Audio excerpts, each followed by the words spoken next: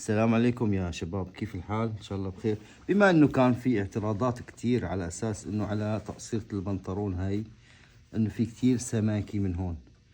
ماشي. نحنا في طريقة تانية بنشتغل فيها كمان. بنخفف شوي السماكة اللي موجودة، هاي احدى الطرق. ماشي. راح نجرب بهذا البنطلون ونقارن القديم بالجديد اللي راح نساويه. تابع.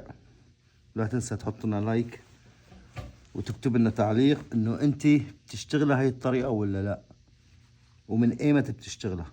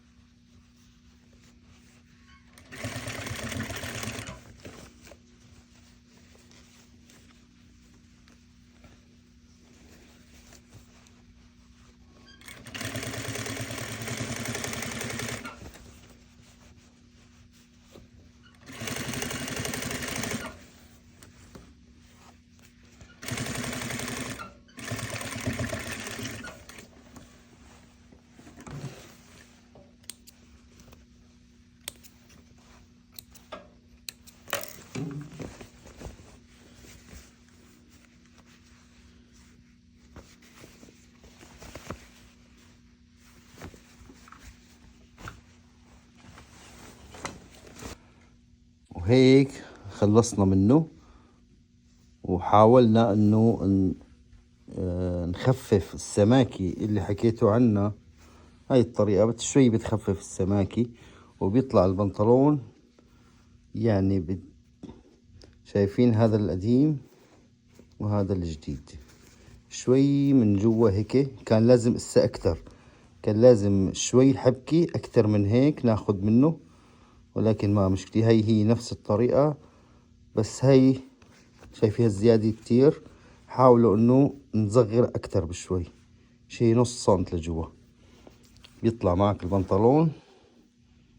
شو رأيكم فيه؟ هذا القديم الأساسي، هذا اللي عملناه خففنا من السماكي، وهذا اللي كان فيه قالوا كتير سميك لذلك ما حدا بيشتغل فيها وهيك. يعني أي واحد بيشتغل هاي الطريقة يخبرني إنه أنا بشتغل من هاي الطريقة. إذا أكتر من 28 سنة بتشتغلوا هاي الطريقة، أنت على العين والراس. شكرا لكم والسلام عليكم.